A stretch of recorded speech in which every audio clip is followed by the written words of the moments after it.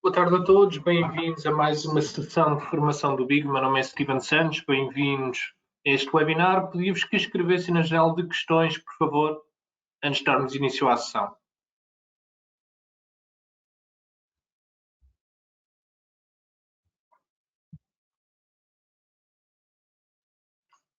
Ok, só para confirmarem que está tudo ok com o som e com a imagem, se pudessem, por favor, confirmar.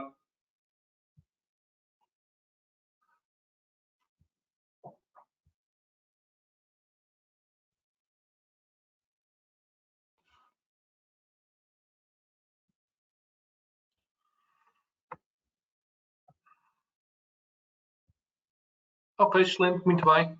Pessoas aqui a confirmarem. Vamos então dar aqui início a este webinar em que vamos reiterar os conhecimentos e recordar os conhecimentos que partilhámos há umas semanas atrás. Portanto, em termos de ondas de Elliott, uma introdução a este estilo de análise, de negociação, portanto, que não é day trading, que não é negociação de curto prazo, é um método de análise técnica que, a meu ver, é dos mais completos de todos, que vai buscar Fibonacci, que vai buscar análise gráfica, que vai buscar trend following, portanto, seguimento de tendências. Portanto, é uma disciplina bastante rica e que, a meu ver, não tem o crédito ou o respeito que mereceria. Portanto, vamos então começar por perceber qual vai ser a nossa agenda de trabalho e no final iremos ver alguns casos reais que, a meu ver, se estão a formar no mercado. Portanto, a nossa agenda será esta, quem foi Elliott, perceber qual é que é o motor do mercado na opinião dele, diferença entre impulsos e correções, que a meu ver é importantíssimo, não só para este estilo de análise, como também para qualquer investidor, diferenciar bem impulsos de correções, depois por ser as regras de ouro do método ou do princípio das ondas de Elliott e por fim ver alguns padrões gráficos. Ok, portanto, primeiro que tudo, quem foi Ralph Nelson Elliott foi um contabilista norte-americano, portanto, uma pessoa que chegou inclusive a trabalhar para o Tesouro norte-americano, que chegou a ser colocado em El Salvador, na altura em que existia lá um governo norte-americano, e que teve uma reforma antecipada por motivos de saúde, uma doença que contraiu num desses países da América Latina e que lhe permitiram ter tempo para analisar profundamente dados de mercado, cotações. Portanto, ele olhou para muitos anos e para vários tipos de gráficos, gráficos anuais, gráficos mensais, diários, horários, 30 minutos. Portanto, ele viu desde grandes ciclos até microciclos os mercados e ele identificou aquilo que ele pensa ser padrões recorrentes com diferentes dimensões e em diferentes horizontes temporais. Portanto, ele acreditava que se tu tem um ritmo natural, as ondas, os ciclos lunares, portanto, tu tem, digamos, uma certa fractalidade, uma certa repetição de padrões. Ele acreditava que os mercados financeiros não eram uma exceção e dedicou-se a procurar esses mesmos padrões. Aqui uma citação que eu aprecio bastante. Ele chegou, inclusive, a publicar livros sobre esta temática. Tem um livro bastante filosófico, digamos assim, portanto, em que escreve de uma forma bastante reflexiva. Não é, digamos, aquilo que esperaríamos, talvez, de um livro sobre análise de mercados. Ele tem esta citação que eu gosto bastante, em que ele diz que, no melhor dos casos, as notícias são um reconhecimento tardio de forças que já estavam a atuar há algum tempo e que são surpreendentes apenas para aqueles que não têm consciência da tendência. Portanto, ele aqui põe completamente parte das notícias, com as notícias nós não temos nenhum tipo de vantagem, não temos nenhum tipo de benefício. Quando nós sabemos as notícias, já é tarde demais. Quando nós sabemos as notícias, o mercado até está muitas vezes a preparar-se para inverter. Portanto, não é aí que temos a vantagem. A vantagem sim é estudar a tendência, conhecer a tendência e estarmos bem posicionados para beneficiar dela. Ainda vimos recentemente com o início de um novo conflito militar, infelizmente, que houve de facto ali um disparo momentâneo de alguns ativos, mas que rapidamente recuou. Portanto, alguns rumores também relativamente à Bitcoin, que iria ter um ETF. Portanto, houve ali um salto, mas que depois o mercado acaba por reverter. Ok? Em termos de motor do mercado, portanto, o Charles Elliott, o Charles Dow, que é um senhor mais ou menos contemporâneo de Elliott, portanto, o jornalista que está aqui na origem da teoria de Dow de seguimento de tendências e criou o Dow Jones, acreditava que o motor do mercado é economia real, o Elliott não diz isso, ele não acredita nisso. Ele acredita que o motor do mercado é uma forma de psicologia das massas, que é a psicologia coletiva dos investidores, que é o facto dos investidores variarem entre o otimismo e o pessimismo. Portanto, em sequências de intensidade e duração que se repetem, muitas vezes, os investidores acabam por cometer os mesmos erros, querem máximos, em que compram com euforia, querem mínimos, em que vendem desesperados. Portanto, estas sequências repetem-se há bem mais de 100 anos, desde que existem mercados, criando padrões que nós podemos aprender para também prever o que pode acontecer e também estarmos posicionados de forma adequada. Ok, impulso versus correções. Portanto, nós temos muitos métodos de análise, como nós sabemos, com base em indicadores técnicos, com base em médias móveis, com base em análise fundamental, com base em N metodologias diferentes, mas efetivamente temos aqui uma disciplina, as ondas de Elliott, que acredita que a base das ondas de Elliott é distinguir bem impulsos e correções. Portanto, isto é uma afirmação minha, portanto, é para mim a chave de entender os mercados. Nós aqui estamos a olhar para um gráfico do euro-dólar, mas poderia ser qualquer outro ativo, que claramente vemos uma tendência descendente, portanto o preço tem vindo a cair gradualmente, e nós podemos ver que os impulsos, que são estes movimentos fortes em queda, são bem mais rápidos e expressivos em termos de desvalorização, em termos percentuais, do que as correções. As correções, no fundo, são as pausas, são o compasso de espera, em que o mercado é mais incerto, é mais errático, menos violento, e que os impulsos sim é quando o mercado avança de forma relevante. Neste caso em baixa, estamos aqui no mercado em queda. Se fosse no mercado em alta, seria avanços ascendentes naturalmente. Portanto, aqui para mim, saberem distinguir bem impulsos e correções é não só importante para trading com base em ondas de Elliott, é importante para investimento, é importante para tudo. Nós conseguimos olhar para um gráfico de velas japonesas e distinguir bem quando é que o mercado está com impulso e quando é que está em correções. Muito bem, então vamos tentar compreender o que é que são as correções. As correções são, digamos, movimentos mais confusos, variações pouco relevantes, o preço errático, não há grande decisão, digamos assim, direcional. É muitas vezes aqui que os nossos stop loss são atingidos, em que saímos do mercado e passado pouco tempo o mercado torna-se rápido e efetivamente com impulsos. Portanto, estas correções, a grande vantagem é que nós podemos, com base em linhas de tendência, com base em níveis horizontais, podemos condensar ou conter esse preço e estudar como é que nós negociamos esse padrão gráfico. Temos aqui vários que as ondas de Elliott utilizam, quer triângulos, quer canais, cunhas, portanto, cunhas ascendentes e descendentes. Portanto, são vários padrões que nos ajudam, digamos assim, nesta operativa e que nos ajudam a ter um posicionamento adequado.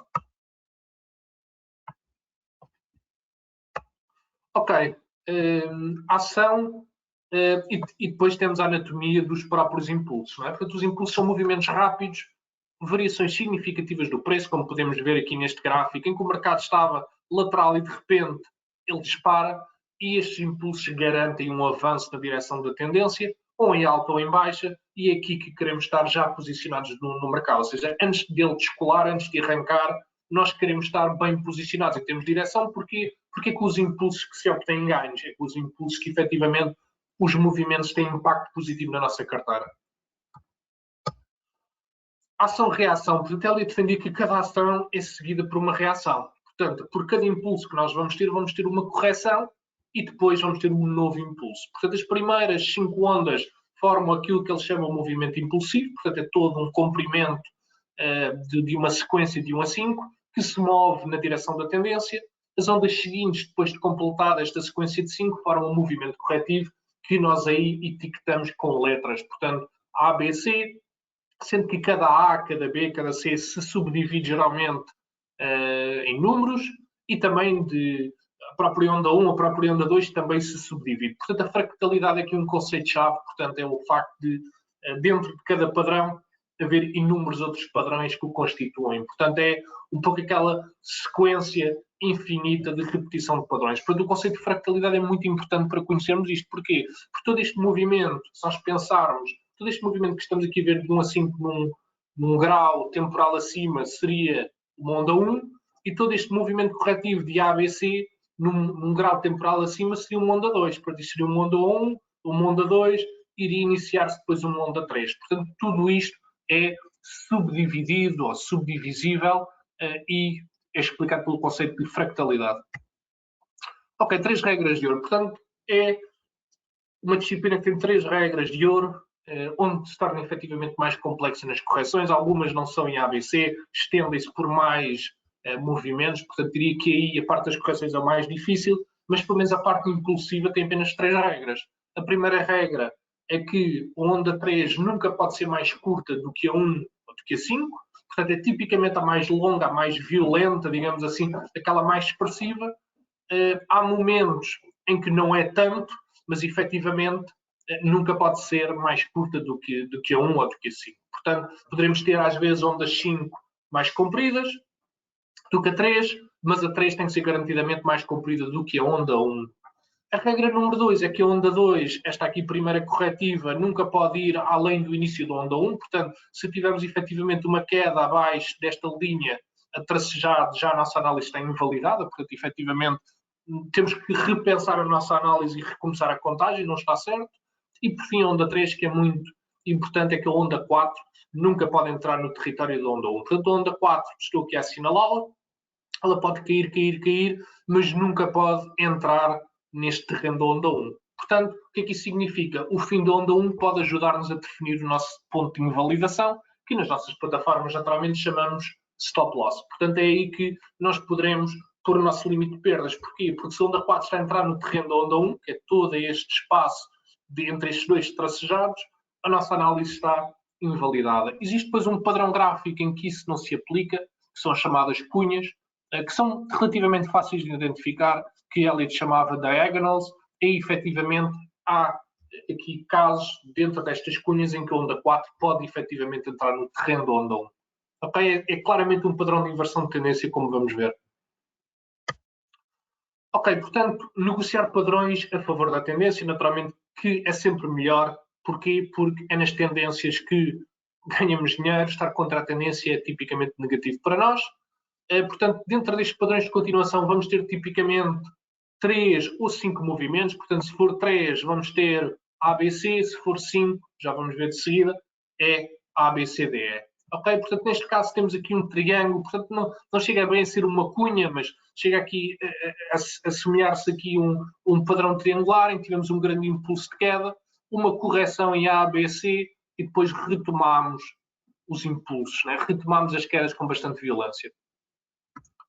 Triângulo simétrico, pronto, aqui uma figura muito mais clássica, e atenção que este padrão do dólar-iene formou-se durante vários anos, não é? Portanto, este triângulo simétrico que eu etiquetei em 5 submovimentos, portanto, A, B, C, D, E, formou-se ao longo de 5, 6 meses. Portanto, só para perceberem que nós estamos aqui a falar de trading ou de negociação de curto prazo, e que muitos dos movimentos são formados durante semanas ou até meses ou até eventualmente anos.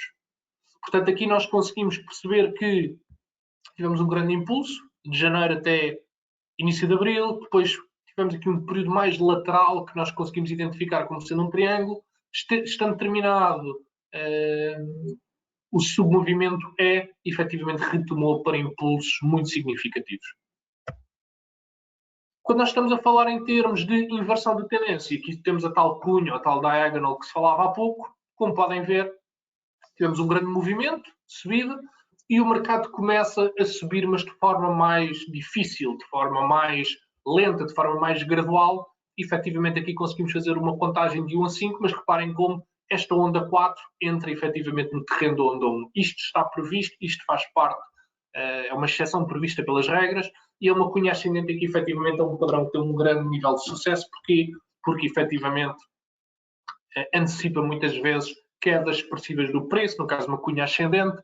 Se fosse uma cunha descendente, efetivamente era uma valorização expressiva. Em termos de gestão de risco, podemos colocar o stop loss acima ou no ponto aqui do topo da onda 5 e efetivamente deixar correr a posição. Portanto, em termos de gestão de risco, retorno também acaba por ser uma estrutura, digamos assim, ou acaba por ser um plano relativamente fácil de executar e também um padrão fácil de identificar. Portanto, este foi um padrão relativamente recente, portanto, o passado mês de setembro.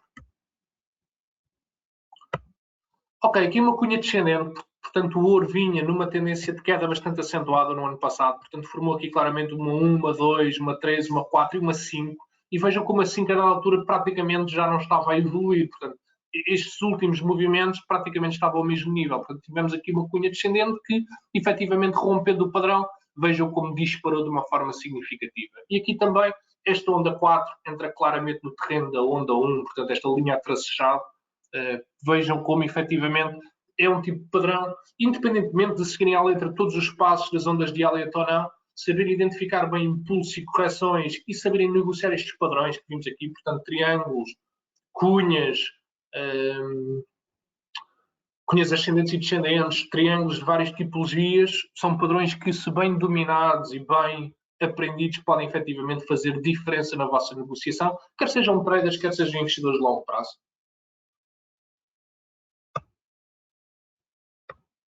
Ok, muito bem. Portanto, agora vamos, depois desta introdução e repetir aqui que vai ser um ciclo em que mensalmente iremos ver vários passos e várias camadas desta disciplina. Portanto, não é, digamos assim, algo que consigamos aprender em 15 minutos ou 30 minutos. Tem que ser aqui gradualmente com vários níveis de complexidade. Este é apenas uma introdução.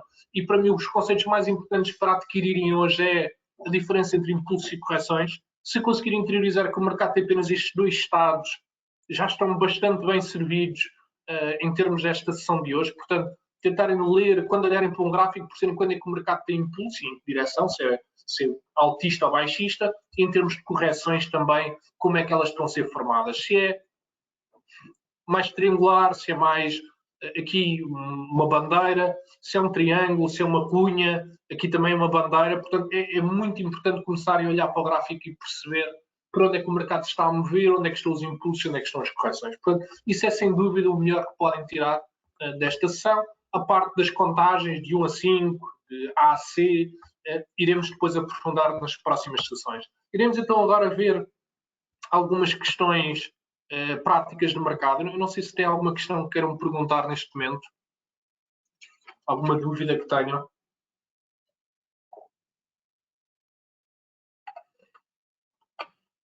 Qualquer dúvida que tenham sobre os slides, não hesitem em perguntar.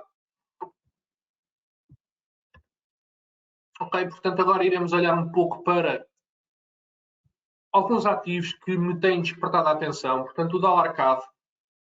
Ok, portanto, tipicamente a análise que eu faço de ondas de Elliott são em gráficos de 4 horas. Portanto, o gráfico diário eu utilizo muito para análise mais de longo prazo, tipicamente em ações, ETFs, para esta negociação que não é trading de curto prazo, mas também não é investimento de longo prazo. Portanto, que é aqui um swing trading ou um position trading, tipicamente utilizo velas de 4 horas ou de 1 hora. Se eu vou para semanal ou diário, perco algum detalhe, ou bastante detalhe. Ok, portanto, aqui no dólar CAD, nós efetivamente temos estado em termos mais estruturais, digamos assim, mais longo prazo, numa tendência de alta, não é? Portanto, acho que desde o verão para cá temos evoluído de forma muito positiva, ok? E acho que mais a curto prazo, e voltando aqui ao nosso 4 horas, temos apresentado alguns sinais que temos aqui uma sequência à nossa frente, não é? Portanto, tivemos aqui uma onda 1, uma 2, uma 3 bastante expressiva, portanto, no início deste mês de outubro, e entretanto iniciámos aqui um processo de correção. Portanto, aqui, a partir do momento que estamos perante esta análise, em que teremos já formado a 1, a 2 e a 3, a 4 ainda não sabemos quando é que vai terminar, não é? Portanto, ainda é uma incógnita porque o mercado ainda está corretivo. É importante nós definirmos o nosso risco máximo, não é? Portanto, o nosso risco aqui, como aprendemos, é no início ou no final da onda 1. Portanto, eu tenho aqui uma linha e escrevi ponto de invalidação, isto seria o nosso stop loss. O objetivo naturalmente seria termos uma onda 5 que ultrapasse o final da onda 3, portanto aqui estaríamos a perspectivar o mercado evoluir acima deste ponto. Onda 5 naturalmente é uma incógnita, onde ou até onde é que ela irá, ainda é muito cedo para termos essa resposta. E agora a onda 4 tem vindo a ser formada nos últimos dias. Eu ainda não sei se vai ser um triângulo simétrico, portanto eu uni já aqui os limiares inferiores, portanto poderíamos estar perante um triângulo simétrico ou não. O limiar superior ainda não sabemos, mas o que sabemos é que um triângulo simétrico é formado de A a E, não é? Portanto, A, B, C, D, E. Portanto, aqui estaríamos perante uma A, aqui estaríamos a formar uma B e teríamos que aguardar aqui um pouco para acompanhar a evolução deste ativo, ver efetivamente se ele continua a consolidar dentro do gráfico. Eu pessoalmente acho que sim, podemos ter aqui mais alguma consolidação, mais alguma lateralização do preço, antes de efetivamente termos aqui uma explosão, digamos assim, um impulsivo que traga o preço para níveis dos 1,38, 1,38,50.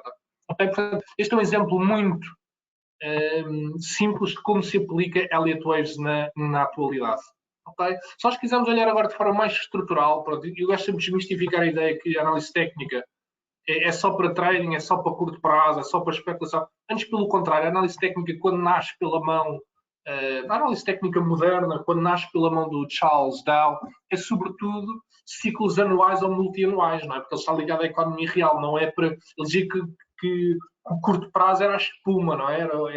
Era algo que, uma distração, não era nada estrutural. Portanto, se nós olharmos aqui de forma muito estrutural há vários anos para o próprio dólar CAD, nós vemos aqui um impulso iniciado em 2012, que nós também podemos contar aqui de 1 a 5, não é? Portanto, aqui uma onda 1, uma 2, uma 3, uma 4 e uma 5. Depois iniciamos aqui um processo corretivo, naturalmente com um intervalo muito expressivo, não é?